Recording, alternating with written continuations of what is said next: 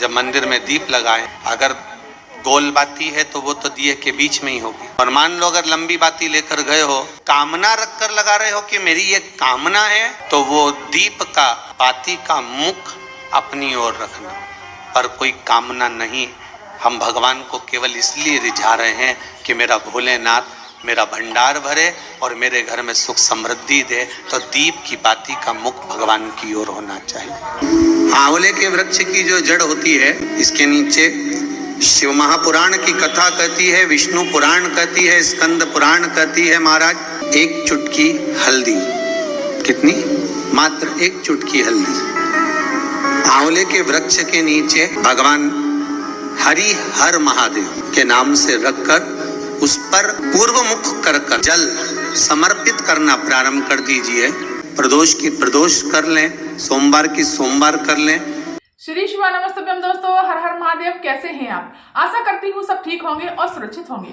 दोस्तों आज जानेंगे हम प्रदोष के दिन हमें क्या उपाय करना चाहिए। दोस्तों बहुत सुंदर और बहुत अचूक उपाय बताए हैं पूज्य गुरुदेव ने। उनकी कथा सुन करके और समझ करके बहुत सुंदर सा उपाय लेकर के आई हूँ। दोस्तों इस वीडियो में हम 2 उपाय जानेंगे। दोस्तों आप वीडियो पूरा नहीं देखते, मैं ये कहती हूँ आप पूरा देखिए, मैं अच्छी तरह से समझाती हूँ। अगर कोई भी बात आपकी समझ में ना आए तो आप कमेंट करके भी पूछ सकते हैं। चलिए जानते हैं पहले उपाय के बारे में। अगर आपका व्यापार नहीं चल रहा या धन संपदा नहीं आ रही, बहुत कष्ट झेलने पड़ रहे हैं, बहुत परेशानी आ रही है, तो आपको सबसे पहले क्या उपाय करना है और जानेंगे। दोस्तों अगर आप किसी कामना के लिए अगर दीपक मंदिर में लगाते हैं या भगवान के सामने या देवी देवता किसी के भी सामने अगर दीप लगाते हैं तो हमें किस प्रकार से दीप लगाना है, चलिए जानते हैं पहला उपाय। तो आपको क्या करना है, एक तांबे का कलश लेना है, इसमें जल भरना है आपको।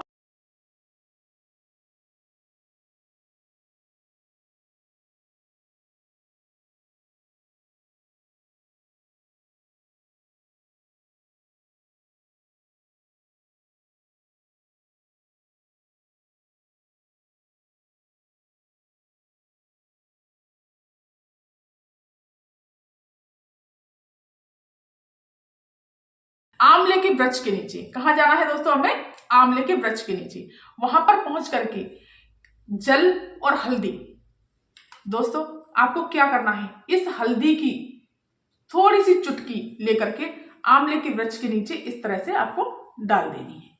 इस तरह से डालने के पश्चात आपको पूर्व मुखी मुख करके खड़े हो जाना है, पूर्व की तरफ मुख करके खड़े हो जाना है और इस जल को हरि हर महादेव का स्मरण करते हुए, हरि हर महादेव का नाम लेते हुए इस तरह से आपको आंवले के वृक्ष में जल समर्पित करना है। पहले हल्दी डालनी है, फिर वहीं पर आपको जल समर्पित कर देना है, हरि हर महादेव का स्मरण करके, हरि हर महादेव का नाम लेकर के।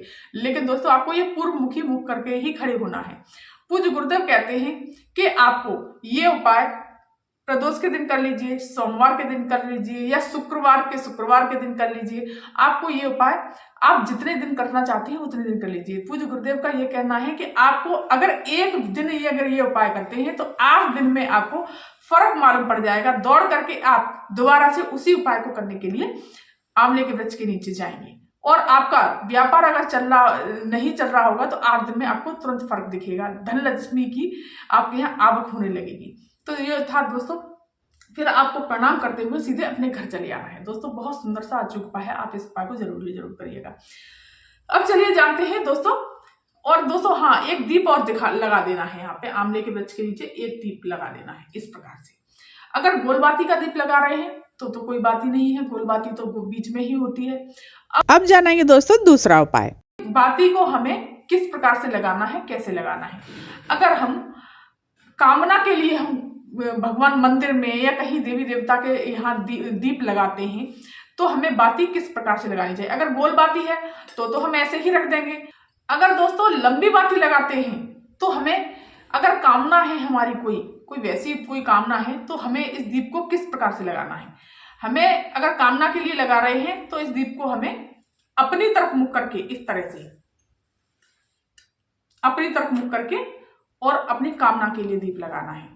अगर हमारी कोई कामना नहीं है तो हमें इस तरह से दीप लगाना है।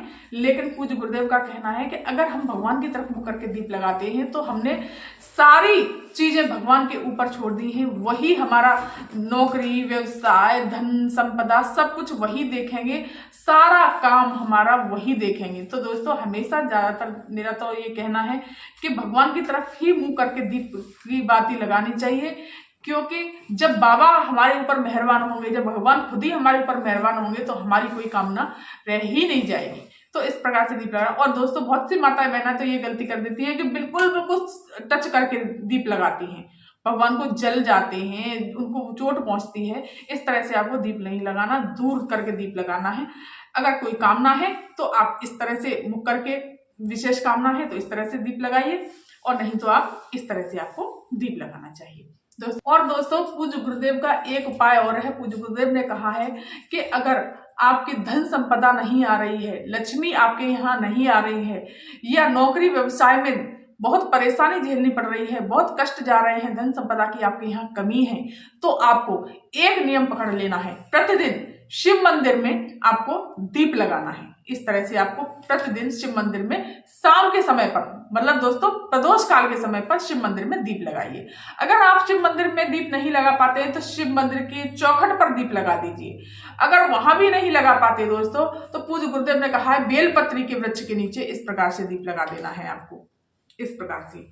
और अगर वहां भी दीप नहीं लगा पाते, अगर वहां भी नहीं कर पाते ये उपाय, तो दोस्तों आप अपने घर की चौखट पर शिव का नाम लेकर के, भोलेनाथ को स्मरण करके, भोलेनाथ का नाम लेकर के अपनी घर के बाहर, अपने घर की चौखट पर इस दीप को लगा दीजिए। दोस्तों ये नियम ले लीजिए, बहुत अच्छा और अचूक उपाय है। पूज्य गुरुदेव कहते हैं निश्चित ही महादेव आप पर कृपा जरूर बरसाएंगे और आपकी झोली खुशियों से भर देंगे। धन संपदा की कमी आपके यहाँ नहीं रहेगी, व्यापार अच्छा चलेगा, नौकरी संपदा सब कुछ बढ़ता ही चला जाएगा और आपको पीछे मुड़कर देखना नहीं पड़ेगा। एक दीप अपने घर की चौखट पर ही लगा देंगे ना, तो दोस्तों कभी भी आपको पीछे मुड़कर नहीं देखना पड़ेगा। तो दोस्तों ये था आज का उपाय। अगर ये वीडियो, ये जानकारी आपको पसंद आई हो तो मेरे चैनल को सब्सक्राइब कर दीजिए, वीडियो को लाइक कर दीजिए और कमेंट में श्री शिवाय नमस्तुभ्यम अवश्य लिखिएगा। धन्यवाद।